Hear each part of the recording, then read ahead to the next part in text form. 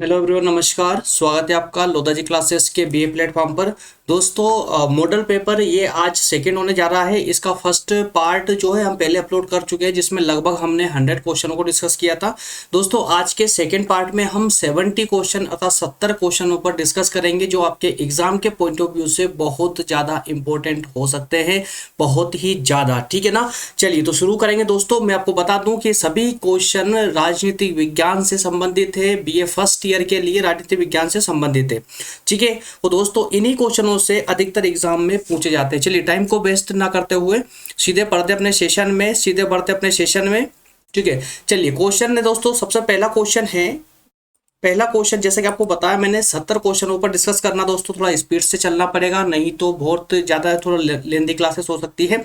चलिए, पहला क्वेश्चन है, उत्तर व्यवहारवाद की श्रेष्ठ व्याख्या किसने की? उत्तर व्यवहारवाद की एक श्रेष्ठ यानी कि उच्च व्याख्या किसने की थी? तो चार ऑप्शन है आपके पास में, हेराल्ड ने, लासवेल ने, चार्ल्स वेल या डेविड ईस्टन ने। तो दोस्तों, यहाँ पर ऑप्शन द यानी कि डी करेक्ट हो जाएगा। डेविड ईस्टन ने। अगर आपने ये टॉपिक कंप्लीट किया है तो आपको बहुत अच्छे से ये भी याद होगा। उत्तर व्यवहारवाद अगर आपने डिटेल क्लासेस में पढ़ा है तो आपका ये कंसेप्ट पूरी तरह से क्लियर होगा। चलिए, नेक्स्ट क्वेश्चन है, उत्तर व्यवहारवाद से ही संबंधित है। कहा गया है कि उत्तर व्यवहारवाद के जन्मदाता कौन है? उत्तर व्यवहारवाद के जन्मदाता कौन है? तो दोस्तों, यहाँ पर उत्तर व्यवहारवाद के जन्मदाता भी डेविड ईस्टन ही है। आप अच्छे से जानते हैं इसको। ठीक है। नेक्स्ट क्वेश्चन है, क्वेश्चन नंबर 3, व्यवहारवाद का जनक कौन है? व्यवहारवाद का, अब देखिए यहाँ पर तो हो गया ये उत्तर व्यवहारवाद का जनक कौन था? तो डेविड ईस्टन थे।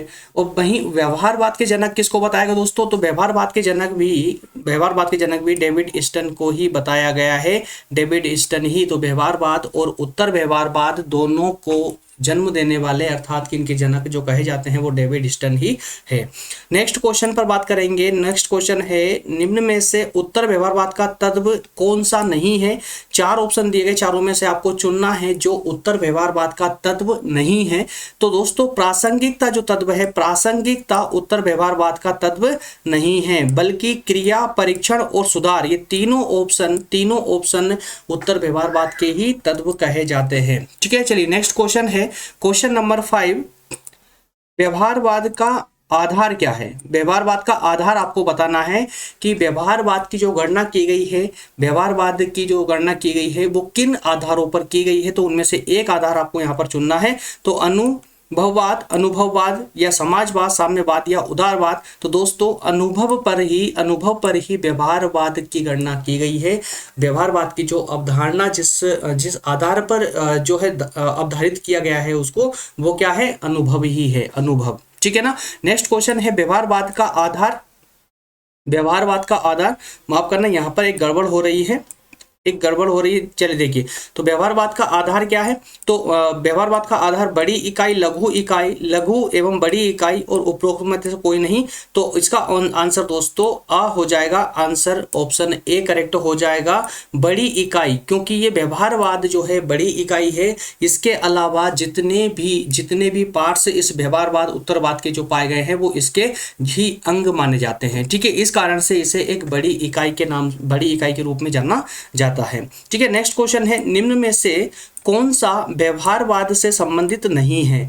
तो चार ऑप्शन है, तकनीकी प्रयोग, सत्यापन, परंपरा या विशुद्ध विज्ञान। तो इसमें से ऑप्शन सी करेक्ट हो जाएगा। जो परंपरा शब्द व्यवहारवाद से संबंधित नहीं है। चलिए, नेक्स्ट क्वेश्चन देखेंगे। नेक्स्ट क्वेश्चन है, ह्यूमन नेचर इन पॉलिटिक्स किसकी रचना है? तो अगर आपको अच्छे से याद होगा दोस्तों, कल के लेक्चर में भी हमने इस क्वेश्चन को देखा था। तो ग्राम वलास के द्वारा ये पुस्तक लिखी गई थी। कौन सी? Human nature in politics. Next question है, उत्तर व्यवहारवाद को किसने अभिनव क्रांति कहा है? तो उत्तर व्यवहारवाद को एक क्रांति कहने वाले कौन थे? चार ऑप्शन में से गार्नर है, डेविड ईस्टन, लियोस्ट्रास या उपरोक्त में से कोई नहीं। तो दोस्तों, डेविड ईस्टन ही है जिन्होंने उत्तर व्यवहारवाद को एक क्रांति का नाम दिया था। ठीक है। चलिए, नेक्स्ट क्वेश्चन पर बात करेंगे। नेक्स्ट क्वेश्चन है, क्वेश्चन नंबर 10 है राजनीति विज्ञान में व्यवहारवाद के अंतर्गत अध्ययन क्षेत्र क्या है। तो व्यवहारवाद के अंतर्गत किसका अध्ययन किया जाता है, किस क्षेत्र का अध्ययन किया जाता है। चार ऑप्शन में से ऑप्शन सी अर्थात सा करेक्ट हो जाएगा। राज्य सरकार शक्ति और मानव व्यवहार का अध्ययन इसके अंतर्गत किया जाता है। किस किस का, राज्य का, सरकार का, शक्ति का और मानव व्यवहार का। अब देखिए यहाँ पर ऑप्शन आ में दिया हुआ है राज्य व सरकार का, तो ये भी गलत नहीं होगा, ये भी गलत नहीं होगा, ये भी करेक्ट हो जाएगा। लेकिन सबसे उचित इनमें से हमें ढूंढना है चार ऑप्शन में से, ठीक है। अगर मान लीजिए कि जो तीन ऑप्शन बाकी के ये बा, सा और दा दिए गए हैं, अगर ये एकदम डिफरेंट होते, अलग होते, तो हमारा ऑप्शन ए करेक्ट हो जाता। बी ऑप्शन जो दिया गया है शक्ति एवं मानव व्यवहार, ये भी करेक्ट हो जाता। लेकिन राज्य सरकार शक्ति और मानव व्यवहार इन सबका इसके अंतर्गत अध्ययन किया जाता है। ठीक है दोस्तों, एक सेकेंड रुकिए, बस एक सेकेंड में।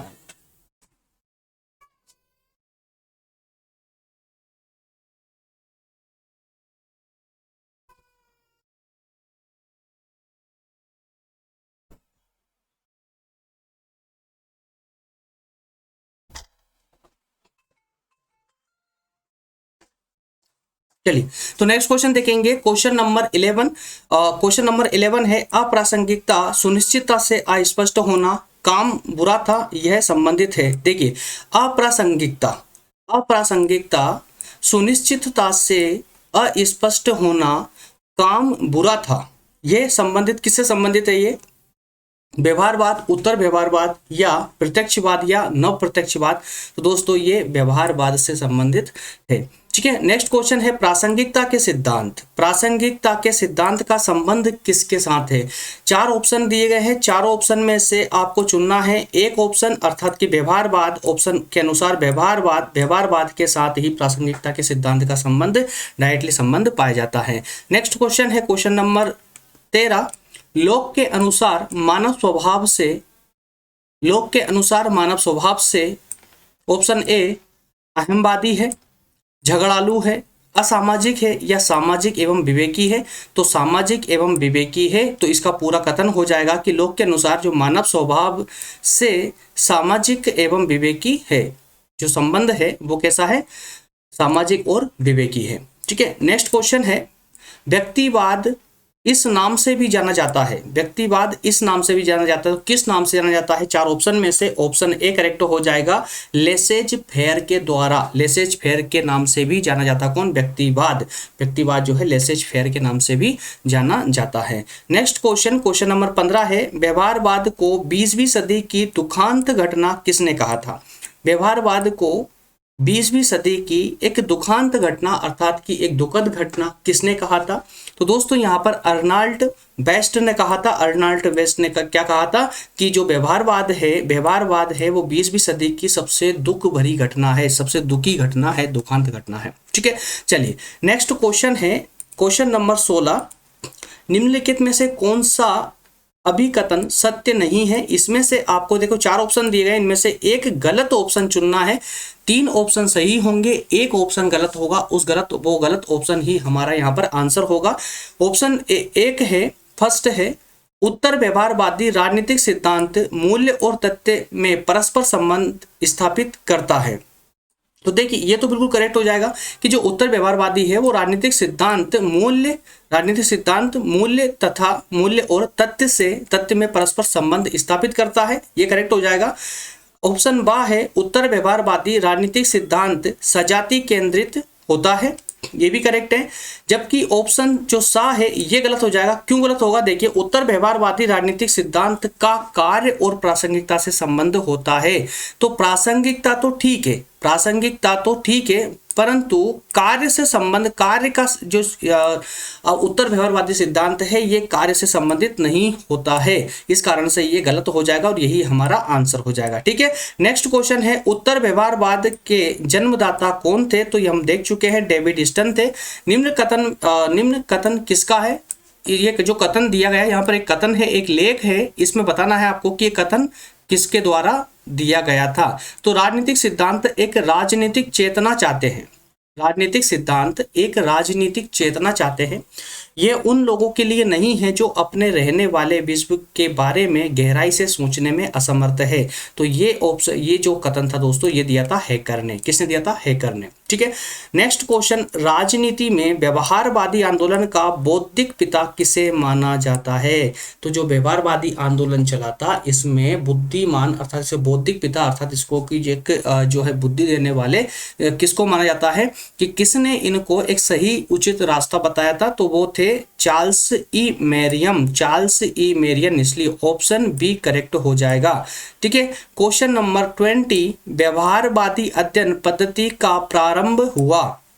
व्यवहारवादी अध्ययन पद्धति का प्रारंभ हुआ कब हुआ था? तो ये बताना है आपको। तो दोस्तों ये द्वितीय विश्व युद्ध के बाद में इसका प्रारंभ हुआ था। किसका? व्यवहारवादी अध्ययन पद्धति अर्थात कि जो व्यवहारवाद आया था, कब आया था?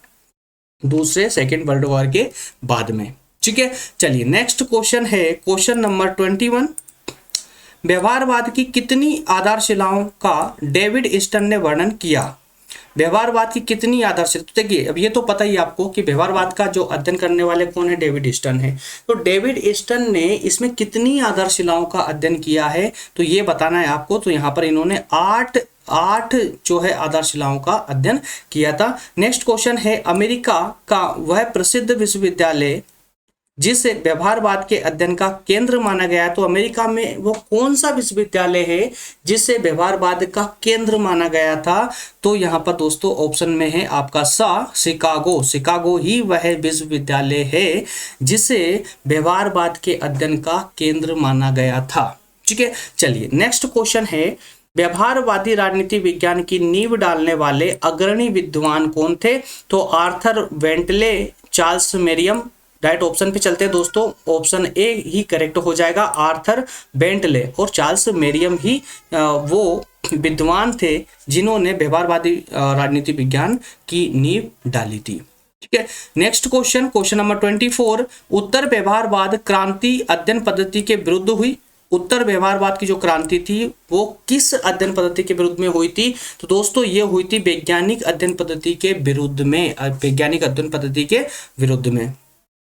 क्वेश्चन नंबर 25, व्यवहारवाद ने राजनीति विज्ञान को किस तरह का विज्ञान माना था? तो व्यवहारवाद ने स्पष्ट तौर पर कहा था कि राजनीति विज्ञान जो है विश्लेषणात्मक विज्ञान है। कैसी विज्ञान है? विश्लेषणात्मक विज्ञान है। ठीक है, इसलिए ऑप्शन ए करेक्ट हो जाएगा। ठीक है दोस्तों, ये हमारा एक व्यवहारवाद और उत्तर व्यवहारवाद पर कुछ एक क्वेश्चन थे जो हमारे कंप्लीट हो चुके हैं। और इसके आगे जो हम बात करेंगे लगभग 45 क्वेश्चनों पर या 50 क्वेश्चनों पर, वो हम बात करेंगे दोस्तों राज्य के तत्व, राज्य की उत्पत्ति और उसके सिद्धांत से संबंधित। ठीक है, तो इससे संबंधित ही हम यहाँ पर क्वेश्चन देखने वाले हैं। अब जितने भी 50-50 क्वेश्चन के समथिंग जो होंगे वो सभी जो है राज्य से संबंधित ही क्वेश्चन होंगे। ठीक है, चलिए तो बढ़ते हैं, एक एक करके इन क्वेश्चनों को भी डिस्कस करने का प्रयास करते हैं। राजनीतिक चेतना राज्य की उत्पत्ति के सिद्धांत का एक कारक है। क्या है? राजनीति जो चेतना है वो राज्य की उत्पत्ति के सिद्धांत का एक कारक है। तो कौन से सिद्धांत में ये दिया गया है? तो ये दिया गया है दोस्तों विकासवादी सिद्धांत में। किस सिद्धांत में? विकासवादी सिद्धांत में ये स्पष्ट तौर पर यह कथन लिखा गया है। नेक्स्ट क्वेश्चन है, रूसो ने नारा दिया था। रूसो ने क्या नारा दिया था? उन्होंने दिया था कि प्रकृति की ओर लौटो। किसने बोला था ये प्रकृति की ओर लौटो? रूसो ने कहा था प्रकृति की ओर लौटो। ठीक है, नेक्स्ट क्वेश्चन है क्वेश्चन नंबर 3, राज्य व्यक्ति का वृहद रूप है। राज्य जो है व्यक्ति का वृहद रूप है, ये कथन किसका है?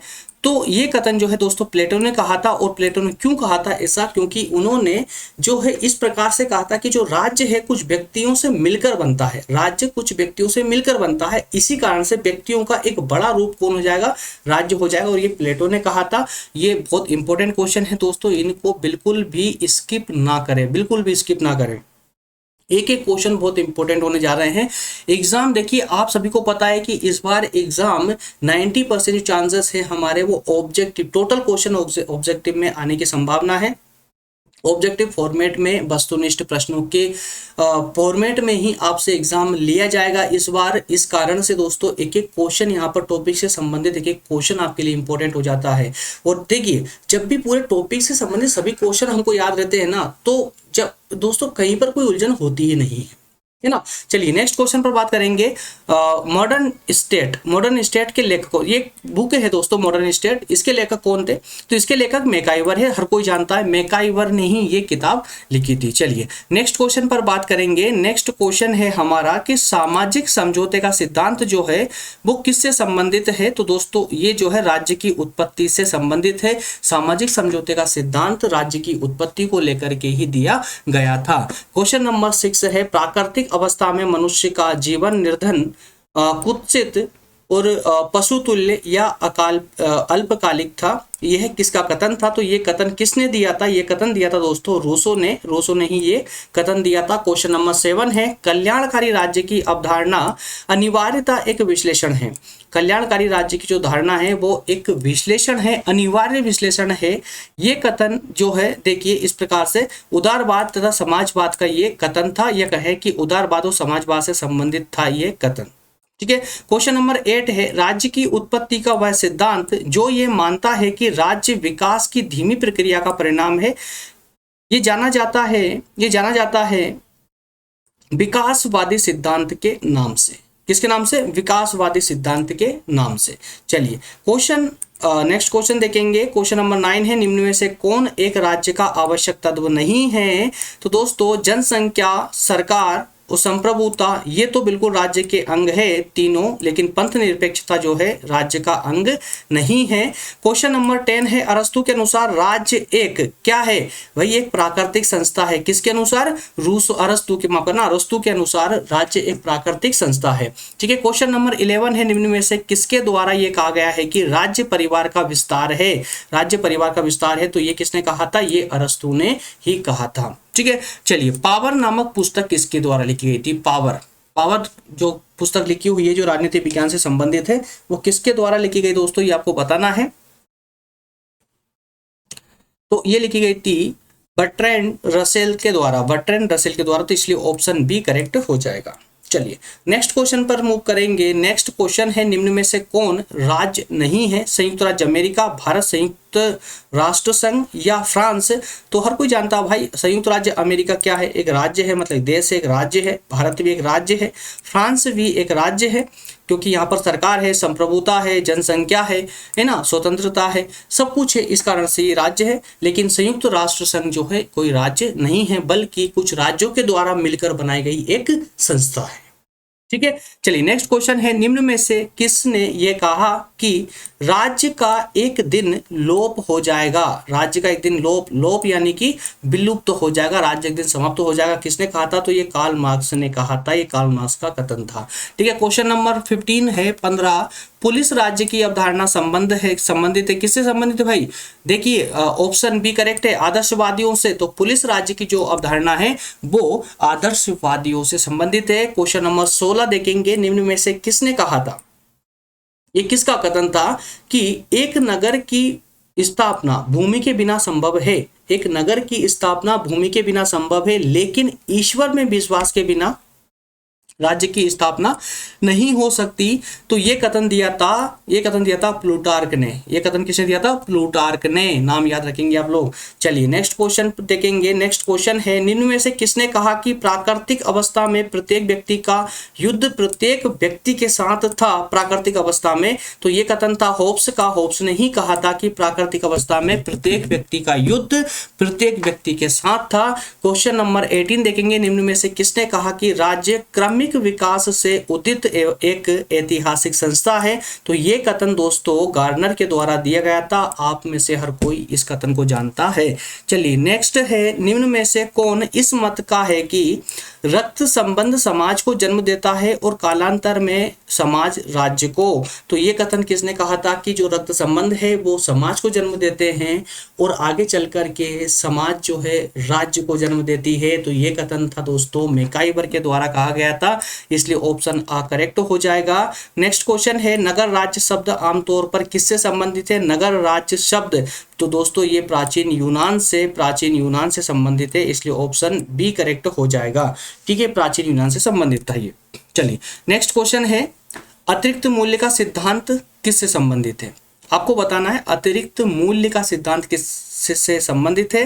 तो दोस्तों ये कार्ल मार्क्स ने दिया था ये सिद्धांत, कार्ल मार्क्स ने दिया था ये सिद्धांत, अतिरिक्त मूल्य का सिद्धांत। नेक्स्ट है प्राकृतिक स्वतंत्रता का सिद्धांत किससे संबंधित है? प्राकृतिक स्वतंत्रता, प्राकृतिक स्वतंत्रता का जो सिद्धांत है वो किससे संबंधित है? तो दोस्तों आप कल की क्लास में ही पढ़ चुके थे, ये रूसो से संबंधित है। राज्य में कितने तत्व होते हैं भाई? राज्य में 4 तत्व होते हैं, पता ना कौन कौन से? एक जनसंख्या, संप्रभुता, भूमि और सरकार। ठीक है, इस प्रकार से 4 तत्व पाए जाते हैं, 4 तत्व होते हैं किसी भी राज्य के। आधुनिक राज्य क्या है? आधुनिक राज्य तो राष्ट्रीय राज्य है भाई, राष्ट्रीय राज्य है, कोई अंतरराष्ट्रीय राज्य तो होगा नहीं, संघीय राज्य भी नहीं होगा, प्रादेशिक राज्य भी नहीं, बल्कि एक राष्ट्रीय राज्य होगा, एक देश का राज्य होगा। नेक्स्ट क्वेश्चन है, प्लेटो के अनुसार आदर्श राज्य की जनसंख्या।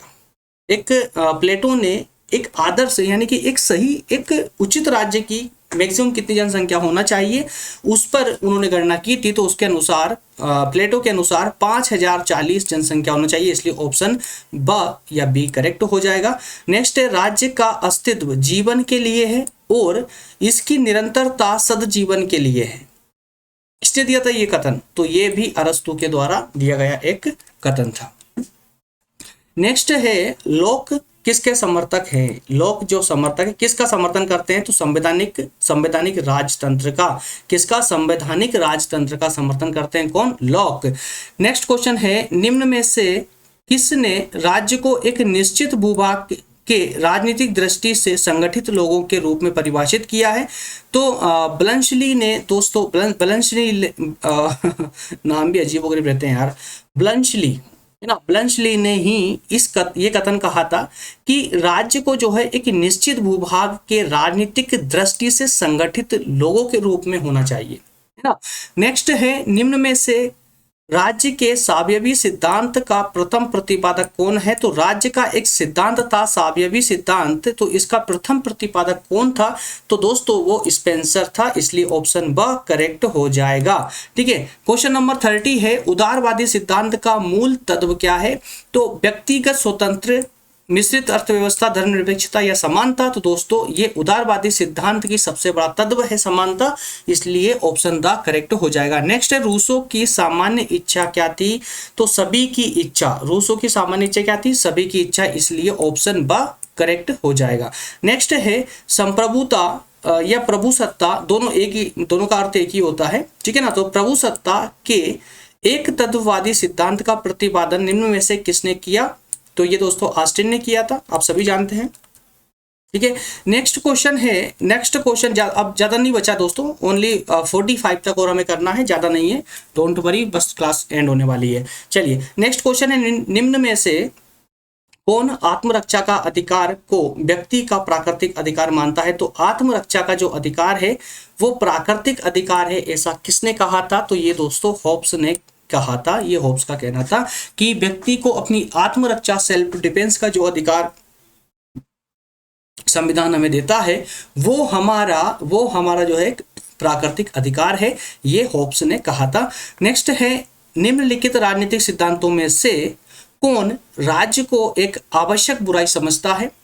तो ये क्वेश्चन आई थिंक हमने कल भी डिस्कस किया था कि एक ऐसा कौन सा सिद्धांत है जो राज्य को, एक राज्य की बुराई बताता है, एक बुराई बताता है। तो दोस्तों ये व्यक्तिवाद है जो इसे एक बुराई के रूप में देखता है। ठीक, नेक्स्ट है, निम्नलिखित में से किसने राज्य के विकास को प्रभावित नहीं किया है? कौन है जिन्होंने राज्य के विकास को प्रभावित नहीं किया है?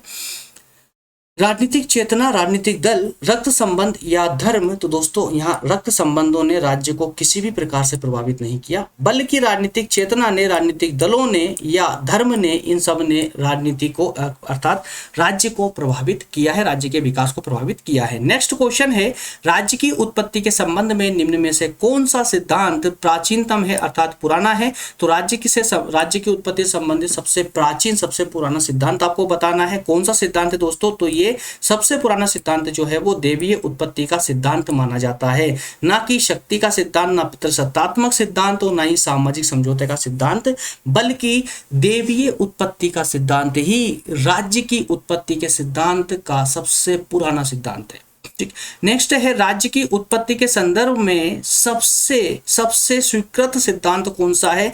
तो जो सबसे ज्यादा लोगों ने उसको एक्सेप्ट किया, ऐसा वो कौन सा सिद्धांत है जो राज्य की उत्पत्ति का वर्णन करता है? तो दोस्तों वो है ऐतिहासिक या विकासवादी सिद्धांत। ऐतिहासिक या विकासवादी सिद्धांत ही वह सिद्धांत है जिसे सबसे ज्यादा लोगों ने अपनाया है और उस पर विश्वास दिखाया है।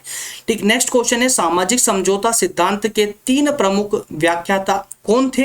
तो हॉब्स, लॉक और रूसो थे। हॉब्स, लॉक और रूसो थे, इसलिए ऑप्शन ब करेक्ट हो जाएगा। चलिए नेक्स्ट एंड लास्ट स्लाइड है हमारे ये क्लास की, इस लेक्चर की लास्ट स्लाइड है दोस्तों। इसी के साथ में हमारे 70 क्वेश्चन कंप्लीट हो जाएंगे, जैसा कि हमने प्रारंभ में आपको बताया भी था कि आज हम सिर्फ 70 क्वेश्चनों पर डिस्कस करेंगे। ठीक है, नेक्स्ट क्वेश्चन है वो पुस्तक जिसमें हॉब्स ने सामाजिक समझौते का सिद्धांत दिया, उसका शीर्षक क्या था? शीर्षक बताना है आपको दोस्तों। तो ये था बेलियाथन। बेलियाथन उसका शीर्षक था उस किताब का। किस किताब का? तो हॉब्स ने जो किताब लिखी थी सामाजिक समझौते के सिद्धांत को लेकर के, उसका शीर्षक था लेवियाथन। ठीक है, नेक्स्ट क्वेश्चन है हॉब्स के अनुसार प्राकृतिक अवस्था का काल कौन सा था? तो निरंतर युद्ध का था। निरंतर युद्ध का था, ऑप्शन बी करेक्ट हो जाएगा। ये क्वेश्चन हमने कल भी डिस्कस किया था। ठीक है, तो प्राकृतिक अवस्था, हॉब्स ने कहा था कि जो प्राकृतिक अवस्था का जो काल था उसमें निरंतर युद्ध चलते रहते थे। एक व्यक्ति दूसरे व्यक्ति से, दूसरा व्यक्ति तीसरे व्यक्ति से, इस पर आपस में ही व्यक्तियों से युद्ध करता रहता था। ठीक, नेक्स्ट क्वेश्चन है लोक के अनुसार प्राकृतिक अवस्था में लोगों ने केवल भोगा, क्या भोगा भाई? प्राकृतिक अधिकारों को, प्राकृतिक अधिकारों को, इसलिए ऑप्शन बी करेक्ट हो जाएगा। तो लोक ने कहा कि प्राकृतिक जब अवस्था थी, राज्य से पहले जब प्राकृतिक अवस्था थी, तो उस समय प्राकृतिक अधिकारों का लोग एंजॉय किया करते थे, उन पर किसी प्रकार के कोई नियम, कोई कानून नहीं थे। ठीक, नेक्स्ट क्वेश्चन है निम्न में से कौन एक राज्य की उत्पत्ति के विकासवादी सिद्धांत का समर्थक करता है? तो दोस्तों लास्की के द्वारा, लास्की ने ही ये कहा था। ठीक है, तो राज्य की उत्पत्ति के विकासवादी सिद्धांत का समर्थक करने वाले कौन थे? लास्की थे। नेक्स्ट क्वेश्चन है निम्नलिखित में से कौन राज्य की उत्पत्ति के संविदावादी सिद्धांत का समर्थक नहीं है? कौन से ऐसे विद्वान है जो राज्य की उत्पत्ति का जो संविदावादी सिद्धांत है उसको स्वीकार नहीं करते हैं? तो वो थे बोंदा। कौन थे? बोंदा, इसलिए ऑप्शन स या सी करेक्ट हो जाएगा। नेक्स्ट एंड लास्ट क्वेश्चन है देवीय उत्पत्ति सिद्धांत के अनुसार राज्य की रचना की गई थी। राज्य की रचना की गई थी तो किसके द्वारा? ईश्वर के द्वारा। किसके? देवी सिद्धांत के अनुसार, देवी सिद्धांत में क्या कहा गया कि राज्य की उत्पत्ति ईश्वर के द्वारा हुई है। तो दोस्तों इस प्रकार से हमारा ये इंपॉर्टेंट क्वेश्चन आंसरों पर ये सेकेंड पेपर कंप्लीट हो जाता है। इसी प्रकार से दोस्तों मुश्किल से 2 या 3 लेक्चर और इस पर आएंगे। इसके तहत ही हम कम से कम, या मान लें कि कम से कम 500 क्वेश्चनों पर हम डिस्कस तब तक कर चुके होंगे। दोस्तों कल लगभग 100 क्वेश्चनों पर हमने कल डिस्कस किया था, 70 क्वेश्चन आज हो चुके हैं। तो 2 ही दिन में हमारे पास में 170 क्वेश्चनों का एक डाटा हो चुका है। और यकीन मानिए दोस्तों ये 5-5 लेक्चर जो मैं लेकर आ रहा हूँ प्रत्येक सब्जेक्ट पर आपके एग्जाम के लिए ऑब्जेक्टिव टाइप में, इन क्वेश्चनों से बाहर आपके एग्जाम में कोई क्वेश्चन नहीं जाएगा यदि आपका कंप्लीटली ऑब्जेक्टिव टाइप क्वेश्चन होते हैं तो। ठीक है, तो एग्जाम के एक दिन पहले सिर्फ आपको ये वीडियो देखकर जाना है, और हो सके पॉसिबल हो तो अगर इस वीडियो को देख रहे हैं तो दोस्तों इसका पीडीएफ जल्दी से इसकी डिस्क्रिप्शन में जाकर डाउनलोड करके उसका रिविजन करते रहें, और एग्जाम टाइम के लिए उस पीडीएफ को संभाल कर रखें। एग्जाम में जाने के तुरंत एक दिन पहले आप उसका रिविजन जरूर लगाएं। ठीक है, चलिए दोस्तों मिलेंगे नेक्स्ट सेशन में। जिनको व्हाट्सएप नंबर और टेलीग्राम माफ करना, जी हाँ, टेलीग्राम पर ग्रुप ज्वाइन करना है, जिनको नोट्स चाहिए, हमारे कंप्लीट नोट्स चाहिए, कंप्लीट लेक्चर, डिटेल क्लासेस के लेक्चर चाहिए, तो हमें टेलीग्राम पर भी जो है ज्वाइन कर सकते हैं। टेलीग्राम पर लोधाजी क्लासेस के नाम से एक ग्रुप बना दिया गया है, उस ग्रुप को ज्वाइन कर लें जल्दी से, और उसको ज्वाइन करने के बाद में आपको सभी कंप्लीट नोट्स और हमारे सभी लेक्चर्स का नोटिफिकेशन आपको वही मिलता रहेगा। मिलते हैं दोस्तों नेक्स्ट सेशन में, तब तक आप सभी का बहुत बहुत धन्यवाद। Thank you.